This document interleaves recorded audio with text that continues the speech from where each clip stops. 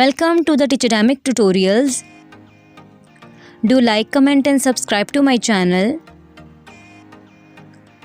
आज के टॉपिक में हम डिस्कस करेंगे एक्ने वल्गैरिस को। वल्गैरिस का मतलब होता है कॉमन, इसलिए एक्ने वल्गैरिस एक कॉमन क्रॉनिक स्किन की डिजीज़ है। इसका जो प्रेवलेंस है वो एडोसेंट्स में 95% है और ये प्रसिस्ट करती है अप टू अडल्टहुड से 50% ऑफ द पेशेंट्स में। ये इफ़ेक्ट करती है हमारी क्वालिटी ऑफ लाइफ को, क्योंकि ये एंजाइटी और डिप्रेशन कॉज करती है। रिस्क फैक्टर्स में जो पहला रिस्क फैक्टर है वो है जेनेटिक्स, क्योंकि हमारी जीन ही इम्यून रिस्पॉन्स को जनरेट करती हैं अगेंस्ट द बैक्टीरिया जो कि एक्ने करवाता है। सेकंड नंबर पे जो रिस्क फैक्टर है वो है ओबेसिटी, क्योंकि ओबेसिटी में इंक्रीज लेवल ऑफ एंड्रोजन्स होते हैं जो कि इंक्रीज़ करते हैं प्रोडक्शन ऑफ सीबम को। तीसरे नंबर पे है फैमिली हिस्ट्री में एक्ने का पॉजिटिव होना, मतलब कि ट्विन में एक्ने का होना, मदर में आपके किसी क्लोज रिलेशंस में या फर्स्ट डिग्री कज़न्स में या मल्टीपल फैमिली मेम्बर्स में एक्ने का होना इंक्रीज़ करता है रिस्क ऑफ एक्ने को। फिर आते हैं फीचर्स ऑफ एक्ने। ये डिपेंड करता है कि स्टेज क्या है एक्ने की, इसके अकॉर्डिंग इसको 3 में डिवाइड किया गया है: कॉम्डोनल एक्ने, पस्ट्यूलर और पेप्यूलर एक्ने और नोड्यूलर एक्ने। कॉम्डोनल एक्ने में आगे से 2 डिवीजन्स हैं, ओपन कॉम्डोन्स और क्लोज कॉम्डोन्स। ओपन कॉम्डोन्स में ब्लैक हेड्स होते हैं, सेंट्रल एक डार्क प्लग होता है, और क्लोज कॉम्डोन्स में कोई ब्लैक प्लग नहीं होता, इसलिए वो वाइट हेड्स हैं, जैसे तस्वीर में भी आपको नज़र आएगा। ये हो गए वाइट हेड्स, और जिनमें सेंट्रल में ब्लैक हेड है वो हैं ओपन कॉम्डोन्स। फिर है पस्ट्यूलर पेप्यूलर एक्ने। ये पस्ट फिल्ड एक्ने है, इसमें इन्फ्लेम्ड एरिया होता है 2 से 5 mm का। और आती है नोड्यूलर एक्ने। ये रेड फर्म नोड्यूल या सिस्ट लाइक एक्ने होती है जो कि परमानेंट स्कार छोड़ जाती है हीलिंग के बाद। उसके बाद आती है इसकी पैथोफिजियोलॉजी। तो बहुत सारे फैक्टर्स कंट्रीब्यूट करते हैं एक्ने की पैथोफिजियोलॉजी में। सबसे पहले बैक्टीरिया प्रोपनियोबैक्टीरियम का होना, हेयर फॉलिकल में इंक्रीज सीबम प्रोडक्शन का होना और इन्फ्लेमेशन का, जो कि करवाते हैं सारे के सारे मिलकर एक्ने। उसके अलावा जो एक्ने है ये इन्फ्लेमेटरी भी होती है और नॉन इन्फ्लेमेटरी भी होती है।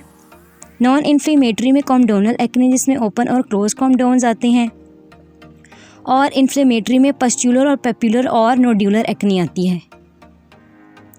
उसके बाद टाइप्स ऑफ एक्ने आते हैं। पहले जो टाइप है वो है एक्ने कॉन्ग्लोबाटा। ये तस्वीर में अब जैसे आपको नज़र आ रहा है कि ये स्वेयर फॉर्म है एक्ने की।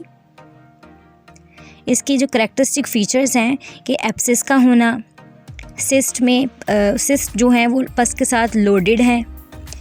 ये मंथ्स लेती हैं हील होने के लिए, और जब ये हील होते हैं तो ये परमानेंट स्कार छोड़ जाते हैं। फिर आती है कॉस्मेटिक एक्ने। ये एक्ने उन यंग वुमेंस को इन्वॉल्व करती है जो ज़्यादा कॉस्मेटिक्स यूज़ करें, ख़ास तौर पर वो वाले कॉस्मेटिक्स जो ऑयल बेस्ड कॉस्मेटिक्स हैं। इनमें जो ऑलमोस्ट एक्ने होती है वो कॉम्डोनल एक्ने होती है, और जो साइट है जिसको ये इन्वॉल्व करती है मोस्ट कॉमनली वो फ्रीक्वेंटली है chin area, as it is shown in the picture. उसके बाद आ जाती है एक्ने एक्सकोरे। ये जो एक्ने है इसकी जो एज है जिसमें ये इंसिडेंस होता है इस एक्ने का वो है यंग गर्ल्स में ये होती है। उसके अलावा इसमें एक्सोरेशन डिसऑर्डर है, मतलब कि जो पेशेंट है वो कॉन्स्टेंटली अपनी एक्ने को पिक या स्क्रैच या रब करता रहेगा, और इसमें कॉम्डोनल और पेप्यूल्स होते हैं इस टाइप ऑफ एक्ने में, इसलिए इस एक्ने को पिकर्स एक्ने भी कहा जाता है। ये ओसीडी रिलेटेड डिसऑर्डर्स में भी ये आती है एक्ने एक्सक्योरे। उसके बाद है ऑक्यूपेशनल एक्ने। ये एक्ने तब कोज होती है जब कोई ऐसा किसी पेशेंट का या बंदे का एक्सपोजर हो इंडस्ट्रियल केमिकल से। इसमें ज़्यादातर कॉम्डोन्स होते हैं और अनयूजुअल साइट को ये इन्वॉल्व करती है, फॉर एग्ज़ाम्पल 4 आर्म्स को, और अनयूजुअल एज में अकर होती है, for example middle age males में। ये तस्वीर में जैसा आपको शो किया गया है कि ये किस तरीके से 4 आर्म को इन्वॉल्व किया हुआ इसने।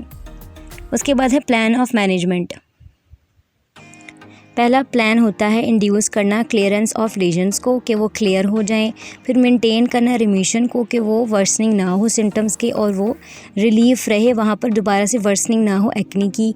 उसके अलावा प्रिवेंट करना फ़िज़िकल और साइकोलॉजिकल कंडीशंस को। अब इसकी फार्माकोलॉजिकल जो ट्रीटमेंट या मैनेजमेंट है उसमें 2 थेरेपीज़ होती हैं। सबसे पहले है इंडक्शन थेरेपी, जिसमें कि इंड्यूस कराया जाता है रिमिशन को किसी भी टॉपिकल या सिस्टमेटिक एजेंट्स के थ्रू, और नेक्स्ट मेंटेनेंस थेरेपी में जो हमने गेन किया होता है इंडक्शन थेरेपी में उसको मेंटेन किया जा रहा होता है। इसके लिए भी टॉपिकल और सिस्टमेटिक एजेंट्स यूज़ करवाए जाते हैं। कॉमडोनल एक्ने में टॉपिकल रेटिनॉइड्स यूज़ करवाए जाते हैं और इसकी डोज़ आहिस्ता आहिस्ता इसकी स्ट्रेंथ बढ़ाई जा रही होती है अकॉर्डिंग टू द पेशेंट। उसके अलावा ऑल्टरनेटिव्स में बेंजोल पेरोक्साइड्स और सैलिसाइलिक एसिड्स भी यूज़ करवाए जाते हैं।